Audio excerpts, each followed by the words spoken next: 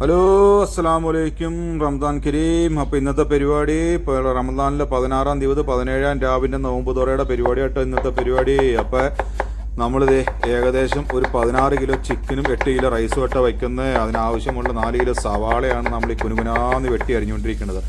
സവാളയെല്ലാം വെട്ടി അരിഞ്ഞ് ചെമ്പിലേക്ക് ഇട്ട് കഴുകി വാരി നമ്മൾ അടിപൊളിയായിട്ട് വെള്ളം വാഴ്ത്തി എടുത്തിട്ട് നമ്മൾ കുക്കറിലേക്ക് കയറിയിട്ട് വേവിക്കാനുള്ള പരിപാടിയാട്ടോ. കാരണം എന്താണെന്ന് വെച്ചാൽ വേറൊന്നുമില്ല, വെള്ളിയാഴ്ച ആയതുകൊണ്ട് പള്ളിയിൽ പോകുന്നതിന് മുമ്പ് സവാള അരിഞ്ഞ് വേവിച്ച് വെച്ച് കഴിഞ്ഞ് ആ കഴുകി വാരി വെച്ചേക്കണ ചിക്കനും കൂടി അങ്ങോട്ട് മാഗ്നേറ്റ് ചെയ്ത് മാറ്റി വെച്ച് കഴിഞ്ഞാൽ പള്ളിയിൽ പോയിട്ട് വന്ന് വരുമ്പോൾ അത്രയും സമയം ലാഭം ഉണ്ടാവില്ല, പണി എത്ര എളുപ്പം ഉണ്ടാവില്ലോ എന്ന് എഴുതിയിട്ട് അങ്ങനെ കുക്കറിലേക്ക് സവാള കഴുകി വാരി സവാളയെല്ലാം വാരിയിട്ട് ആവശ്യത്തിനുള്ള തക്കാളിയും കൂടെ വാരിയിട്ട് സെറ്റ് ചെയ്തിട്ട് നമ്മൾ കുക്കറിലേക്ക് കയറ്റിയിട്ട് വേവിച്ച് റെഡിയാക്കാൻ വേണ്ടി പോണ പോക്കാട്ടെ കാണണേ.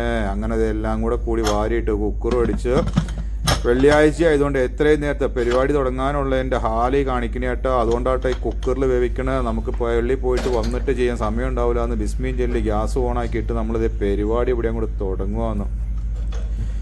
ബിസ്മില്ല. അങ്ങനെ പരിപാടി തുടങ്ങി. അങ്ങനെ കുക്കറിലേക്ക് ആവശ്യത്തിനുള്ള സവാളയും തക്കാളിയും എല്ലാം കൂടി കയറ്റി വെച്ച് കഴിഞ്ഞാൽ അടുപ്പത്തേക്ക് വെച്ച് തീയും കത്തിച്ചിട്ട് നേരെ ബിരിയാണി ചെമ്പോറിന് എടുത്ത് വെച്ചിട്ട് ചെമ്പിലേക്ക് 2 മുട്ടയും കുത്തി വെച്ച് ആവശ്യത്തിനുള്ള ഇഞ്ചിയും പച്ചമുളകും വെളുത്തുള്ളിയും കൂടെ അരച്ച പേസ്റ്റും മഞ്ഞപ്പൊടിയും ഗരം മസാലയും ചിക്കൻ മസാലയും മീറ്റ് മസാലയും ആവശ്യത്തിനുള്ള മഞ്ഞപ്പൊടിയും നമ്മൾ നല്ല കാശ്മീരി ചില്ലിയുടെ കളർ കണ്ടോ, കളറിന് നല്ല കാശ്മീരി ചില്ലിയും കൂടെ ചേർത്ത് ആവശ്യത്തിനുള്ള ഒരു 3-4 സ്പൂൺ കോൺഫ്ലവറും ആവശ്യത്തിനുള്ള ഉപ്പും അതിനുശേഷം കുറച്ച് വിനാഗിരിയും കൂടെ ഒഴിച്ച് നന്നായിട്ട് അങ്ങോട്ട് ഇളക്കി തട്ടി കുഴമ്പം പരുവത്തിനാക്കി സെറ്റാക്കിയിട്ട് ചിക്കൻ മാഗ്നേറ്റ് ചെയ്യാനുള്ള പരിപാടിയായിട്ട് ഇത് 16 കിലോ ചിക്കൻ എടുത്തിട്ടുണ്ടെന്ന് വെച്ച് കഴിഞ്ഞാൽ 10 കിലോ മീറ്റായിട്ട് കിട്ടേണ്ട ഏകദേശം ഒരു 55-60 പേർക്ക് കഴിക്കാനുള്ള ഫുഡ് മീറ്റ് അതിനകത്ത് ഉണ്ടാവട്ടോ. അങ്ങനെ മസാലയെല്ലാം മാഗ്നേറ്റ് ചെയ്ത് ചിക്കൻ മാഗ്നേറ്റ് ചെയ്ത് സെറ്റാക്കി റെഡിയാക്കി മാറ്റി വെച്ച് പള്ളിയിൽ പോക്കും കഴിഞ്ഞ് തിരിച്ചു വന്നിട്ട് ആദ്യം ചെയ്ത പരിപാടി എന്താണെന്ന് വെച്ച് കഴിഞ്ഞാൽ അണ്ടിപ്പരിപ്പ് മുന്തിരിയും വറുത്ത് കോരി മാറ്റി അതിനുശേഷം നമ്മൾ ചോറിലേക്ക് ആവശ്യത്തിനുള്ള ഗ്രീൻ പീസ് വെള്ളത്തിലിട്ടിട്ടുണ്ടായിരുന്നു. അതും അവിടെ കഴുകി മാറ്റി വെച്ചിട്ട് നമ്മൾ ചിക്കൻ വറുക്കലും കൂടെ സ്റ്റാർട്ട് ചെയ്തിരുന്നു. ചിക്കൻ വറുക്കലെല്ലാം സ്റ്റാർട്ട് ചെയ്ത് ഏറ്റവും അവസാന ചോർത്ത് വീഡിയോ എടുക്കുമെന്ന്. അങ്ങനെ എന്തോ ആവട്ടെ എങ്ങനെയെങ്കിലും ആയിക്കോട്ടെ. എന്നാൽ പിന്നെ അവസാനത്തെ പൊരിക്കൽ ഏറ്റവും ലാസ്റ്റ് കഴിഞ്ഞ് അതും കൂടെ കാണിച്ചിട്ട് തുടങ്ങിയിട്ടാൻ പറ്റിയിട്ട് ഏറ്റവും ലാസ്റ്റായിട്ട് ഈ മൊബൈലിൽ വീഡിയോ എടുക്കുന്ന കാര്യം തന്നെ അവർക്ക് ഒറ്റയ്ക്കുള്ള പരിപാടിയില്ല മക്കളെ, മറന്നുകൂടെ പോരാ. പിന്നെ നോമ്പിൻ്റെ ഹാലും കൂടെ ആണല്ലോ. ഇക്കാക്കാനെ സഹായിക്കാൻ വന്നിരുന്ന പുള്ളിയാട്ടെ പൊട്ടിപ്പുറത്ത് കയറുന്ന മൊബൈൽ നോക്കിക്കൊണ്ടിരിക്കുന്നത്.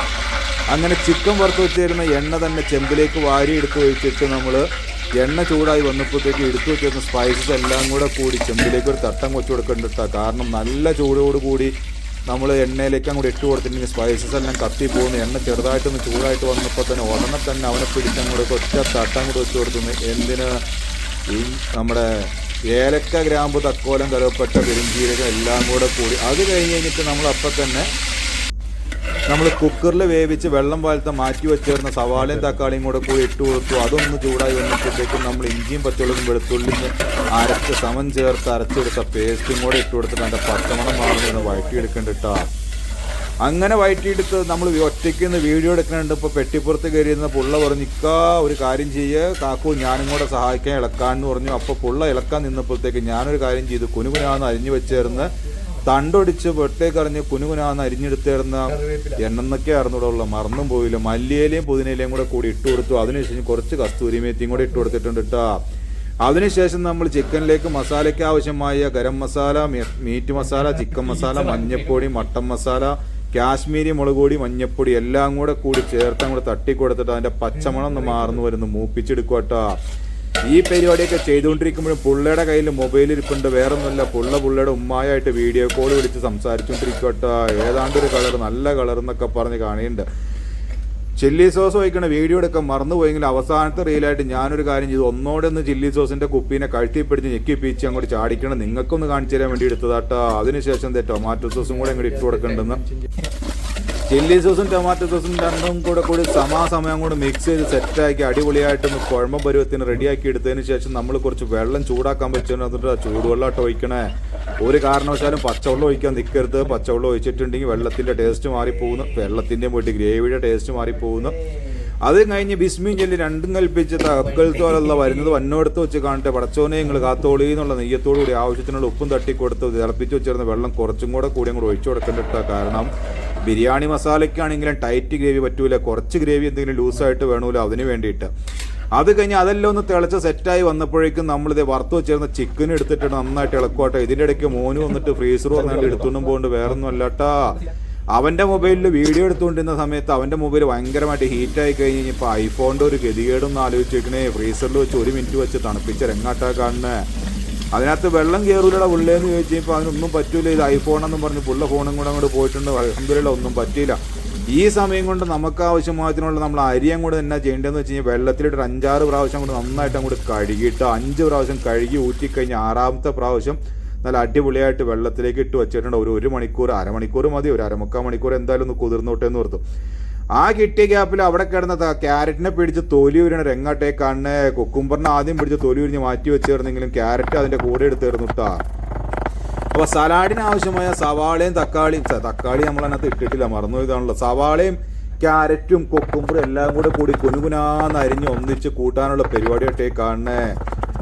കച്ചക്കച്ചാന്നും പറഞ്ഞ് നമ്മൾ ക്യാരറ്റും അരിഞ്ഞു വെച്ചു. അതിൻ്റെ കൂടെ തന്നെ തൊലി ഉരിഞ്ഞ് നീളം കയറി ഉള്ളിലുള്ള വേസ്റ്റ് എല്ലാം പള്ളയെ കളഞ്ഞ് വെച്ചേർന്ന കുക്കുംബറും കൂടെ എടുത്തങ്ങ് ഇട്ടരിഞ്ഞിട്ട് അതിനുശേഷം 4 പച്ചമുളകിനെ പിടിച്ച് കനമുനാന്ന് നീളത്തിലും വട്ടത്തിലും കരമുനാന്ന് അരിഞ്ഞിടിച്ച് തണ്ടുപിടിച്ച് പള്ളയെ കളഞ്ഞു.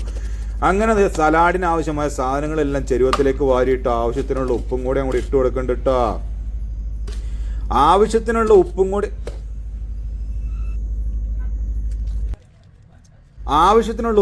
ഇട്ട് കൊടുത്തിട്ട് 2 പാക്കറ്റ് തൈരിനെ പിടിച്ച് മൂല പൊട്ടിച്ച് ഒരു നിക്കും വെച്ച് കൊടുത്തിട്ട് നന്നായിട്ടൊന്ന് ഒരു തവി എടുത്തിട്ട് ഇളക്കി കൂട്ടി സെറ്റ് ചെയ്ത് മിക്സ് ചെയ്തെടുക്കോട്ടോ. മിക്സ് ചെയ്തുകൊണ്ടിരുന്ന സമയത്തുണ്ട് നല്ല കട്ടിയായിരുന്നു. അത്രയും വലിയ കുഴമ്പിനെ നമ്മൾ ഉണ്ടാക്കി കഴിഞ്ഞാൽ 50 പേർക്ക് പോയിട്ട് 20 പേർക്ക് പോലും തിന്നാൻ തികയില്ലടോ എങ്ങാതിന്ന് മനസ്സിൽ വിചാരിച്ചപ്പോഴത്തേക്കും പടച്ചോൻ തോന്നിച്ചൊരു വിദ്യയായിരുന്നു കേട്ടോ. നമ്മുടെ തൈരിൻ്റെ പാക്കറ്റ് ഒന്ന് കഴുകിയിട്ട് ഏകദേശം 1/2 ഗ്ലാസ് വെള്ളം കൂടെ അങ്ങോട്ട് ചേർത്ത് കൊടുത്തു. കാരണം വിളമ്പാ കിട്ടണമല്ലോ. അങ്ങനെ സലാഡിൻ്റെ പരിപാടിയെല്ലാം തീർത്ത് നമ്മൾ ഫിലിം എടുത്തിട്ട് റാപ്പ് ചെയ്ത് സലാഡിൻ്റെ പരിപാടി കഴിഞ്ഞ സ്ഥിതിക്ക് സലാഡിന് ഒരു മൂലക്കേട്ട് എടുത്ത് മാറ്റി വെച്ചിട്ട് ചോറിലേക്ക് ആവശ്യമായ സവാള അരിഞ്ഞ് 2 ക്യാരറ്റും എടുത്തു. ആവശ്യത്തിനുള്ള കറിവേപ്പില എടുത്തു. ബേ ലീഫ്സ് ഉണ്ട്, കറുകപ്പട്ടയുണ്ട്, ഗ്രാമ്പുണ്ട്, തക്കോലമുണ്ട്, പെരിഞ്ചീരകമുണ്ട്, ഏലക്കായ ഉണ്ട് കേട്ടോ. ചോറിന് ആവശ്യമുള്ള സാധനം കേട്ടോ. ഇതിനിടയിൽ നമ്മൾ നമ്മുടെ ദമ്മിടാത്ത ദം ബിരിയാണിക്ക് ദമ്മിൻ്റെ ഫ്ലേവർ കിട്ടാൻ വേണ്ടിയിട്ട് ചിക്കൻ്റെ മസാലയ്ക്കകത്ത് കുറച്ച് മസാലയും തണ്ടുപിടിച്ച് പള്ളയെ കളഞ്ഞ് കുനുകുനാന്ന് ഒന്നിച്ച് വെട്ടിമുറുക്കി കുനുകുനാന്ന് കരിഞ്ഞു വെച്ചേർന്ന നമ്മുടെ പുതിനയിലയും മല്ലിയിലയും രണ്ടും കൂടി ഒന്നിച്ചെടുത്ത് മാറ്റി വെച്ചേർന്ന രംഗാട്ടം നിങ്ങളെ കണ്ടിരുന്നത്. കാര്യമൊക്കെ കഴിഞ്ഞു പോയിരുന്നു. ദമ്മിടാത്ത ദം ബിരിയാണി ആണെങ്കിലും മസാല റൈസ് ആയതുകൊണ്ട് നമ്മൾ ചിക്കൻ വറുത്ത് വെച്ചേർന്ന സെയിം എണ്ണ തന്നെയായിട്ട് നമ്മൾ റൈസ് വെക്കാൻ ഉപയോഗിക്കുന്നത്. വീഡിയോ എടുക്കാൻ സ്ഥലമില്ലാത്തതുകൊണ്ട് പെട്ടിപ്പുറത്ത് കയറിയിട്ട് ഇതുപോലെ കഷ്ടപ്പെട്ടെടുത്ത് വെച്ചിരുന്ന വീഡിയോ ആട്ടോ. എണ്ണ ഒന്ന് ചൂടായി വന്നപ്പോഴത്തേക്കും അപ്പം തന്നെ നമ്മൾ സ്പൈസസ് എല്ലാം ഇട്ട് കൊടുത്തിരുന്നു. സ്പൈസസ് ഇട്ട് കൊടുത്ത് ചൂടായി വന്ന ഉടനെ തന്നെ നമ്മൾ കുറച്ച് വെള്ളം കൂടെ ഇട്ട് വെച്ച് കൊടുത്തിരുന്നു കേട്ടോ.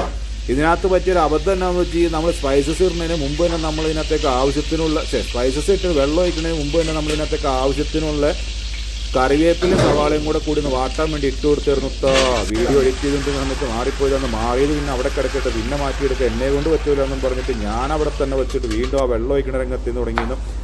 ഈ പരിപാടിയൊക്കെ തകൃതിയായിട്ട് ഞാനവിടെ കിച്ചണിൽ നടക്കുമ്പോൾ തൊട്ടിപ്പുറത്ത് നമ്മുടെ കിച്ചണിൻ്റെ ഇപ്പുറത്തെ സൈഡിൽ നിന്നിട്ട് നമ്മുടെ ഋത്തിക്കും വിപിനും കൂടി ആവശ്യത്തിനുള്ള കട്ട് ഫ്രൂട്ട് എല്ലാം കട്ട് ചെയ്ത് റെഡിയാക്കിക്കൊണ്ടിരിക്കുന്നുണ്ട്. പൈനാപ്പിളും ആപ്പിളും അറിഞ്ഞിട്ടാണ് കട്ട് ഫ്രൂട്ടായിട്ട് ഉണ്ടായിരുന്നത്. ഈ സമയം കൊണ്ട് നമ്മൾ ഏകദേശം 1 മണിക്കൂർ വെള്ളത്തിലിട്ട് കുതിർത്തിയിരുന്ന അരിനെ പിടിച്ച് നമ്മൾ സ്റ്റെയിലറിലേക്ക് തട്ടും വെച്ച് കൊടുത്തിട്ട് അവിടെ വെള്ളം ഊറ്റാൻ വേണ്ടി മാറ്റി വെക്കേണ്ടിട്ടോ.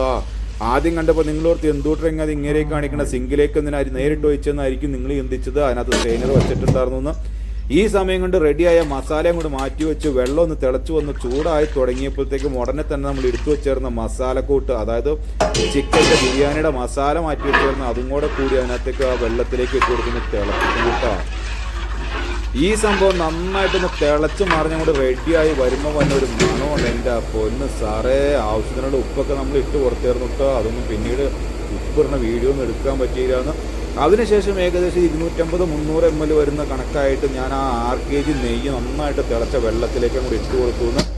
അതിനുശേഷം വെള്ളം നന്നായിട്ട് വെട്ടിത്തിളച്ച് വന്നപ്പോൾ തന്നെ കഴുകി വാരി വെള്ളം വാറ്റാൻ വേണ്ടി മാറ്റി വെച്ചിരുന്ന സ്റ്റൈനറിൽ നിന്ന് അരിനെ പിടിച്ച് തട്ടും വെച്ച് കൊടുത്ത് ബിസ്മീൻ ചൊല്ലി 4 ഇളക്കിക്കൊണ്ട് നമ്മുടെ ബിരിയാണിയുടെ പരിപാടി ഏകദേശം ഇവിടെ സെറ്റാക്കിക്കൊണ്ടിരിക്കുന്നിട്ട് കണ്ണ്. അടുപ്പിൻ്റെ മുകളിൽ വെച്ചിരുന്ന സ്റ്റീലിൻ്റെ ചട്ടകായതുകൊണ്ട് അതിനകത്ത് ചൂടാറാണ്ട് ചൂടടിക്കാണ്ട് മാറ്റി വയ്ക്കാൻ പറ്റാതിരുന്നുകൊണ്ട് പിടിച്ച് പ്രഷറുന്നൊരു ഒച്ച ഉള്ള കയ്യിൽ കേട്ടുകൊണ്ടായിട്ട് അവർ തുണിക്കഷ്ണങ്ങളെ പിടിച്ചുകൊണ്ട് ഞാൻ ഈ മായി ഇളക്കിക്കൊണ്ടിരിക്കണേ. ഇളക്കല്ലേ എന്ന് പറയുന്നുണ്ട്, പക്ഷെ ഇളക്കാതിരുന്ന് അടിയിൽ പിടിക്കുന്ന നടപടിയാവില്ല. അത് കഴിഞ്ഞ് ഒരു നാരങ്ങയുടെ പകുതി ഞാൻ സ്ലൈസാക്കി വെള്ളത്തിലിട്ട് കൂടാണ്ട് അരമുറി നാരങ്ങയും കൂടെ പിന്നെ ഒരു തുള്ള് വാനില എസൻസും കൂടെ കൂടെ ചേർത്ത് കൊടുത്തു കേട്ടോ. നമ്മൾ ആകെ ചേർത്ത ഫ്ലേവറിന് വേണ്ടി ചേർത്ത അടപ്പാടി ചേർത്ത ഒരു സംഭവം അത് മാത്രമേ ഉള്ളൂ. അത് കഴിഞ്ഞ് നന്നായിട്ടും കൂടി ഇളക്കി മിക്സ് ചെയ്ത്, കാരണം വലിയ ചെമ്പും ചെറിയ അടുപ്പായി പോയതുകൊണ്ട് നന്നായിട്ടൊന്ന് ഇളക്കിയില്ലെങ്കിൽ ഏതെങ്കിലും ഒരു സൈഡ് അങ്ങനെ തന്നെ വെന്തും പോകും, അടുത്ത സൈഡ് വേവാതെ ഇരിക്കണം.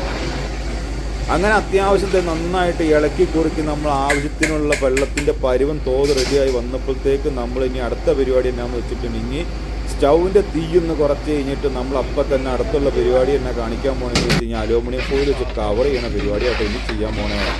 അപ്പോൾ അത് ഇങ്ങനെയായിട്ടാണ് ദമ്മിടാൻ വേണ്ടി പോണത്. ഏകദേശം കുറച്ച് വെള്ളം ആ ചോറിൻ്റെ മുകളിൽ നിൽക്കുന്ന സമയത്ത് വേണം ദമ്മിടാൻ. അങ്ങനെ നമ്മൾ അലൂമിനിയം ഫോയിൽ വെച്ച് മൊത്തം കവർ ചെയ്യുക കേട്ടോ. അലൂമിനിയം ഫോയിൽ വെച്ച് മൊത്തം കവർ ചെയ്തുകൊണ്ടിരിക്കുന്ന സമയത്ത് മോനുവിൻ്റെ വക ഒരു ഡയലോഗ് വരുന്നുണ്ട്, കുക്കറിൽ വയ്ക്കുന്ന മാതിരി, കുക്കറിൽ നിന്ന് ആവി വറക്കണ മാതിരി ആവി വറക്കുന്നുണ്ടെന്ന് മോൻ ഉദ്ദേശിക്കുന്നതായിട്ട് എനിക്ക് തോന്നണേ. അങ്ങനെ അലൂമിനിയം ഫോയിലും വെച്ച് കവർ ചെയ്ത് സെറ്റാക്കി, ഇവിടെ പിടിക്കുമ്പോൾ അവിടെ വെക്കൂല, അവിടെ പിടിക്കുമ്പോൾ ഇവിടെ വെക്കൂല എന്ന് പറഞ്ഞാൽ 1 മാറി 2 മാറി 3 മാറി 4ാമത്തെ പീസ് അലൂമിനിയം ഫോയിലും കൂടെ വെച്ചിട്ടാ ഈ പരിപാടി മൊത്തം ഒപ്പിക്കണേ. അങ്ങനെ തിളച്ച് മരണ ചെമ്പിന്റെ മുകളിലേക്ക് അലൂമിനിയം ഫോയിലും വെച്ച് മൂടിയും വെച്ച് തുണിയും കൊണ്ട് ഒന്ന് തട്ടിപ്പൊത്തി സെറ്റാക്കി ഒട്ടും മാവി പുറത്തേക്ക് പോകാത്ത രീതിയിൽ അങ്ങനെ അങ്ങോട്ട് വച്ചിട്ട് മസാല എടുത്തുണ്ടാക്കി അടിച്ചു വെച്ചിരുന്ന ബിരിയാണി ചെമ്പ് എടുത്ത് വട്ടം പിടിച്ച് പൊക്കി ചെമ്പിന്റെ മുകളിലേക്ക് കയറ്റി വെച്ച് ദമ്മും ആക്കിയിട്ട് ആ പരിപാടി അവിടെ നടക്കട്ടെ എന്ന്. അതെല്ലാം കഴിഞ്ഞ് ഏകദേശം ഒരു 15-20 മിനിറ്റ് കഴിഞ്ഞ് ഇപ്പോൾ ദമ്മ് പൊട്ടിക്കണ രംഗാട്ടേക്കാണ് ചെമ്പിറക്കി താഴെ വെച്ചു. കാരണം അത്ര ഹൈറ്റുള്ള അടുപ്പിൻ്റെ മുകളിൽ വെച്ചിട്ട് ഇത് ചെമ്പ് പൊട്ടിക്കൽ റിസ്ക് ആയതുകൊണ്ട് ചെമ്പിറക്കി താഴെ വെച്ചു. അപ്പോഴത്തേക്കും നമ്മുടെ ജിഷാദും വന്നിരുന്നു. എത്ര പേരുണ്ടാവും, നമ്മൾ തന്നെയാണ് വിളമ്പി കൊടുക്കണമെന്നുള്ള ചോദ്യം കാര്യങ്ങളൊക്കെ ആയിട്ട് ജിഷാദും ഉണ്ടായിരുന്നു. അൽഹംദുലില്ലാ നമ്മുടെ ചെമ്പൊക്കെ പൊട്ടിച്ച് അടിപൊളിയായിട്ട് കട്ടയോടിച്ച് സെറ്റാക്കി റെഡിയാക്കി എടുക്കുന്നുണ്ട് കേട്ടോ.